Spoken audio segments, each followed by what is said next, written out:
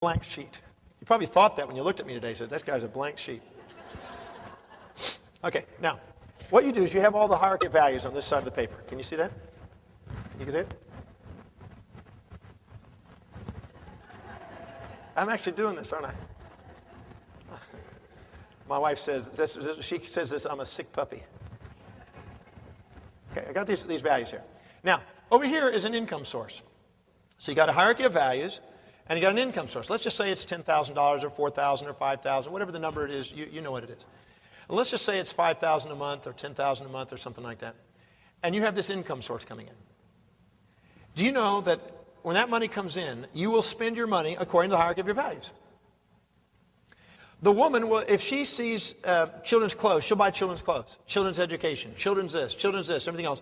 And if the very bottom of her value system is saving money, she will have more month at the end of the money than money at the end of the month. She'll run out of money because she'll spend it on the things that are most important, and she won't have money. So you never have money for things that are lowest on your values. You always have money ready for the things that are highest on your values. Life. So what happens is when she gets the money in, she will spend according to your values. The way you manage money is exactly in accordance to the true values you hold.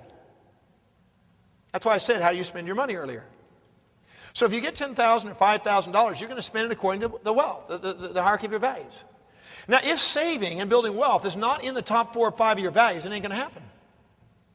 It does not matter how much money you have, how much money you receive.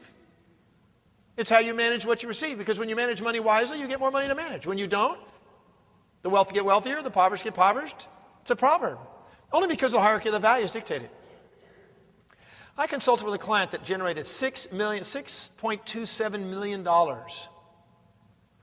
in 1 year. That's what he personally generated. 627 million. At the end of the year, he had $329,000 he had to borrow to pay off his taxes. Now you're thinking, if I had that kind of money, I'd be wealthy. It has nothing to do with how much money you make. It has what you do with the managing of it. Now he had an assistant, believe it or not, who made $24,000 a year, $2,000 a month, that was working for this doctor. And she saved $400 a month. At the end of the year, she had more money saved than the doctor, who was $329,000 in debt at the end of the year. It has nothing to do with how much money you make. Did you hear about the lady in New York, a lovely black lady, Afro-American lady, who never made more than $2.50 an hour and had 2 jobs occasionally? And she ended up donating some $10 to $15 million into some foundations in New York. Do you remember this lady? Why? Because she saved a high percentage of her income, and because she managed it, because when you have a value on something, things happen. When you have a value and appreciate money, it grows. If you have a value on relationship, they grow. Whatever's highest on your value, you have order and discipline in. Whatever's lowest on your value, you have undiscipline and chaos in. So if you think that you're going to get wealthy without having it on your value list, do you know that even if you want an inheritance, and even if somebody gave you money in a lotto, you will sabotage that money according to the hierarchy of your values, and if it's not high on your values to bring order to it, you'll lose it very quickly. You'll attract an injury, you'll attract some shark to take your money. Weird stuff happens to make sure you go back to what your values dictate.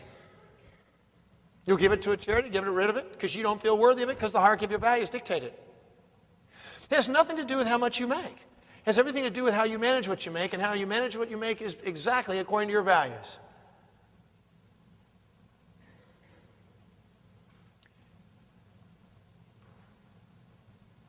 I just did a financial program in Barcelona the other day, and another one in Brisbane the other day. And getting that across to people that unless they change their values, their financial destiny doesn't change. 96% to 97% in Australia, for instance, because we live in Australia also, of the people there at retirement depend on the government. Let's just look at some facts in America and Australia. There's some interesting things. In America, as of 1999, the average person upon retirement had $325,000 net assets. Half of which, $160,000 of that, was a house that was paid off. The rest of it was a pension plan and a little bit of savings. And they were averaging about $1,200 a month from the Social Security. So they're getting $1,200 a month Social Security. They're making about 6% to 5% on the money that they have, which is $120,000, which is about another $500 a month to $600 a month. Maybe $700 a month in some cases. So they're making $2,000 something a month, plus they've had their house paid. So of the 93% who retire, they have to depend on Social Security to make it. 69% of those individuals have to rely on their children to support it. The children have to pay for the house, or they have to help them with the car, or they have to supplement them in some way with medication or a retirement village or something. Because majority of people have the fantasy that somehow they're going to get wealthy without having it in their values to be able to bring order and study and learn and master the art of managing money. I think it's just somehow going to miraculously come happen. Statistically, only 3% of the people in Australia ever have a retirement amount that allows them $50,000 a year income. Only 3% have a degree of only that. Now, that's not even a real financial independence. That's just an average lifestyle. But what happens is that they have that because they never valued wealth. Now, I could be doing this around all 7 areas: spiritual, mental, career, financial, family, social, physical. I'm just going to pick wealth for a minute because we're not going to pinpoint that as any better or worse because everybody's got different set of values. But nobody gets up in the morning around the world that I've spoken to, and I've spoken to a lot of people around the world, nobody can honestly say they get up and say, I want less. I want to be broke. I don't want any money. Get rid of that stuff. You're laughing because you know there's tragedy inside. Inside you, unconsciously, sometimes saying, I'm not in it for the money. My book, How to Make One Hell of a Profit and Still Get to Heaven, is addressing this issue. Because a lot of people have some sort of perceived authority that you shouldn't be rich, it's greedy, and they got this internal conflict going on. Let me share this interesting thing that happened to me. You've seen Biography on A&E, Arts and Entertainment. You've seen these shows? There was a show that came on a number of years ago, about 5 or 6 years ago, 5 years ago I guess it was, doing the biography of the Fricks in New York. Anybody heard of the Fricks? A couple of you?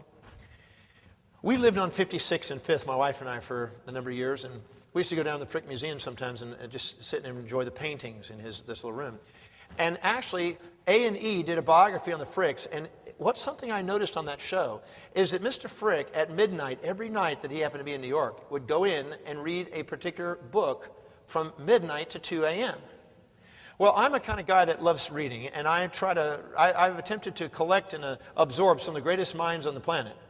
And when I saw this, I said, well, anybody would sit there year after year after year reading a particular book from 12 to 2, this must be a significant book.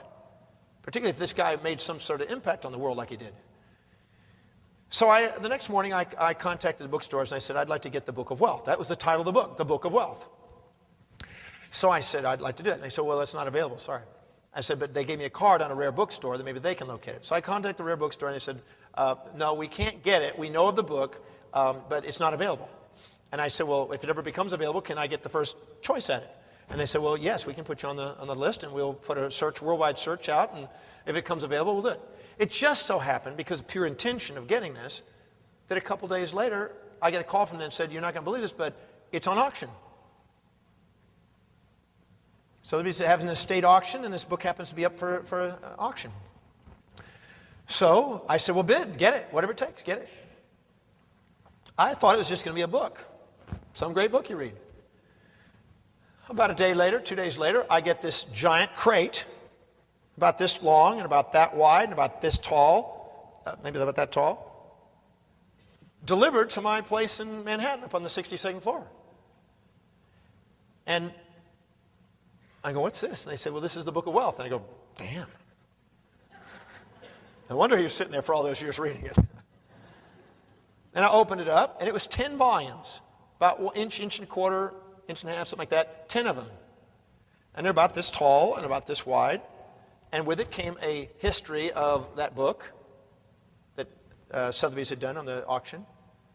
And what happened is this book was produced in 1895 by Hubert Hal Bancroft. Bancroft is the Bancroft Prize. You may have heard of this, and like the Pulitzer Prize, the Bancroft Foundation, etc. He produced this book. He produced 400 copies, 400 sets, and distributed it to the wealthiest people on the planet in the Western world. So the Morgans had it, the Rothschilds had it, the Kennedys had it, the New York Public Library had part set, 2 of the volumes have been taken. And I had this access to this wonderful book. And as I sat there and read it, I opened up the first book, and it goes back, and what it is the history of economics and finances relative to the history of the human race.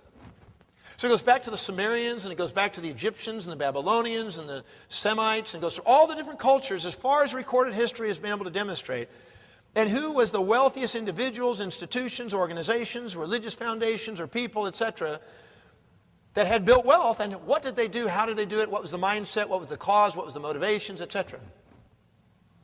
And it's a deep exploration of the psychology of economic exchange. By the time you go through these texts, you realize it's not what most people think. It's really about a method of exchanging something of value for you to something of value to another. It's called fair exchange. And if you can provide something of greater value to others, then your reward is manifested through this exchange principle called money. And the wealth is directly proportional to how well you can serve other people. It's a service reward game. And so when I did it, it also showed that cultures that did not master that and did not value that, and did not have it high on its value list, stagnated. That showed a perfect correlation throughout history and around the world that those individuals as well as those cultures that valued it and valued providing a service to other people's values and receiving, both giving and receiving, the fair exchange, are the cultures that rose and developed the arts, science, religions, philosophies, and culture, etc., and the others stay stagnated. So really, I realized that just as it's impacted culture, it impacts human beings. And human beings cannot live life to the absolute self-actualized fullest to the degree unless they know how to find out what other people's values are and learn how to communicate them and be willing to honor themselves, not minimize themselves for others, not exaggerate themselves for others, but be fair, self-reflective, seer, seeing in the seen is the same state of consciousness, and have fair exchange with others, which grows individuals as well as cultures. So we must have a value on fair exchange and value on wealth in our lives if we ever want to have it in our life. We have to appreciate it. If we appreciate our relationship, it grows. If we appreciate our business, it grows. If we appreciate our clients, it grows. If we appreciate economics, it grows. Not just for the sake of us having it to greed, but for the sake of using it for causes that inspire us and serve others. And there's a huge difference when we do that. So my first principle with economics here is you have to value it. You have to treat it like a human being and honor it just like any other human being. And when you respect it and you manage it wisely by communicating your loves with it and doing a service, don't try to get something for nothing, don't try to give something for nothing, but having a fair exchange, money starts to manifest in your life. And if you have it higher on your value list, you will save your money because the wealthy pay themselves first and the impoverished pay themselves last. When I first opened up my business many years ago, and I don't know if this will be relating to you, you want me to go further into finances? A couple more? One person does? Okay, I'll talk to you. Rich, you just wait before I get back to relationships. When I first opened up my business years ago, I'm also a practicing chiropractor. I don't practice anymore, but I'm a retired chiropractor. I line spines and minds with the divine, make people feel fine. So I want to be a teacher, healer, and philosopher, and I loved the philosophy of that you have the power within you to bring healing. And so I love the chiropractic principle. That was inspiring. I still lecture to chiropractors all over the world, so I love chiropractic. But what I noticed when I opened up my practice, when I first got into practice, I was kind of a barefoot doctor. Didn't have any money, didn't value it. And little by little, as you go into practice, you realize you have accountabilities, responsibilities. You have to learn that there has to be some sort of fair exchange. And so what I did is I was in the practice, and I was paying myself last. Whatever was left over, if I had anything profit, I'd keep it. But I didn't ever have any profit hardly. I wasn't paying my taxes. I wasn't saving. And I was living on whatever I could get by. And everybody else was getting paid. All my staff was getting paid. All my bills were getting paid, everything else. But whatever was left over, I was taking the dribbles at the bottom of the beer glass, if you will. And one day, my assistant, who'd been working with me for about 4 or 5 months, came to me and said, over the weekend, my husband, I got married, and now my husband and I were going to move to a different city, and we decided to leave. And I need my paycheck. I'm going, you've been working me 4 months, and I'm going to be giving you your paycheck, and that's going to be cutting out of my paycheck. And I thought, well, something's not right here. Here I am, the guy that's most dedicated, working the longest hours, putting the most energy into my business, and I'm paying myself last, and everybody else is first. I said, something's screwy here. And I learned a lesson, a really powerful lesson. And the powerful lesson was that you have to manage things according to priority, according to value systems. And I realized that I was devaluing myself and I was overvaluing the other people instead of having a fair exchange. So what I started to do is I started to pay myself first. I started to put a savings in place, I put a taxes in place, I put a lifestyle in place, and then I paid my business bills. This is because I'm schizophrenic, 2 of them. If I'm self-righteous, I'll be at this one. If I'm self-righteous, I'll be at this one. Thanks, Ken.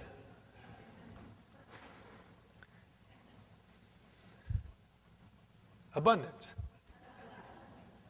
Now, what I did is I did, because I learned a long time ago that if I emotionalize money, I sabotage it. You have to put, money, when you put strategies with it, it grows. When you put emotions with it, it goes. Strategies build wealth, emotionally sabotage it. You can't let your emotions run your money. You have to put some strategy in place, have it automatically done, and it's fixed, and there's no emotion about it. So what I did is I put an automatic savings in place, and I took a certain portion out of my business account, and I put it over into an immortal savings account. And I took my estimated taxes on a weekly basis and put that over into a tax account. Then I put a budgeted lifestyle amount that I was going to live on and put that into another account, my lifestyle account. And then I paid my bills according to a budget and a priority. And for some reason, when I started doing that, I somehow always paid my bills. But now, instead of at the end of the month having nothing, now I had savings, now my taxes are paid up, now my lifestyle was budgeted, and I had some money. And the second I did that, my business started growing, and now it's around the world. One of the most magnificent things I ever did. The more I valued myself, the more the world valued me. Do you know the world is waiting for you? The universe is waiting for you to value yourself. And until you do, the universe is going to keep reflecting what you put out there. And if the second you start to say, I'm worth something, this is a service, the world starts providing it. And the more I've raised my fees, the more people have come around the world, more countries around the world. It's really amazing. It's almost like the universe wants you to be fulfilled. But we basically are holding ourselves back. So I paid first my immortal savings account, which I don't touch. That just keeps growing. And the purpose of that is to grow to the point where it's making you more money than you are working. So your passive income and investment income is more than your active income. Because if you're working your whole life for money, you've been a slave to money. If it's working for you its whole life, you're a master to money. I'd rather be a master of money than a slave to money. Because otherwise, I'm working my whole life for it, and I'm saying it's not important to me, but it's really running my life. You are following what I'm saying? I say it's not important. The very person that says, oh, money's not important to me, is the one who's worked their whole life and will continue working their life for money because they never save it. The second I saved it, and I started having it work for me, and then reached the point that was beyond my income from work, I was doing what I loved and loving what I do. I wasn't doing it because I had to make any money. I did it because I loved doing it. And I'd much rather be in a position to do what I love and love what I do, and be inspired about my life than be having to do it the other way around. So I started paying myself first, because the wealthy pay themselves first. And I started to pay my taxes second, because you have to honor taxes. You don't want to evade taxes. You want to avoid unnecessary taxes, but you don't want to evade taxes. Because if you invest in government, it comes back to you. Don't think it doesn't, because you're like a cell in the body. If you try to make an individual cell without the whole tissue, the whole organ, you have a cancer. But if you invest in the whole tissue and the whole brain and the whole organ, you have a body that's functioning. Well, the same with taxes. You have to pay taxes in the government to be able to have regulation that's at a higher level than you in order to govern the system, to make it work. So you pay your taxes. Third, you pay your lifestyle, budgeted. This is what you live on. And you live moderately. You don't live beyond your means. And then you pay your bills. And what's amazing is you always pay your bills if you do that. Somehow, the people get more productive because they want to get paid. Because if not, if you pay them first and they don't produce and they get paid anyway, then they're trained to not be productive. And you're basically robbing them of their accountability, responsibility, productivity, etc., and dignity, because you're not allowing them to be productive to rise up to the highest level. So once I did that, nobody has been without a paycheck. Except I end up having some wealth. And now I'm able to do things with this wealth. And what's interesting is when you have $100 saved, you get $100 friends. When you have $1,000 saved and you're a thousandaire, you get $1,000 friends. He'll give you $1,000 ideas and $1,000 opportunities. Plus, you get the interest rate compounded off that. When you have $100,000 saved, you get 100,000 heirs hanging out with 100,000 heirs. When you have $1 million saved, you get millionaires hanging out with you. If you have a $10,000,000, you get $10,000,000 hanging out with you. You get $100 million, you get $100 millionaires hanging out with you. If you get $1 billion, you get billionaires hanging out. And with $1 billion, you get $1 billion ideas and $1 billion associations and opportunities, etc., coming to you. So the more you actually save, the more you surround yourself, and it grows. That's what I experience. The average person in America saves 2 to 3%. You want to start with at least 10% if possible, and then try to raise it every quarter, every 3 months.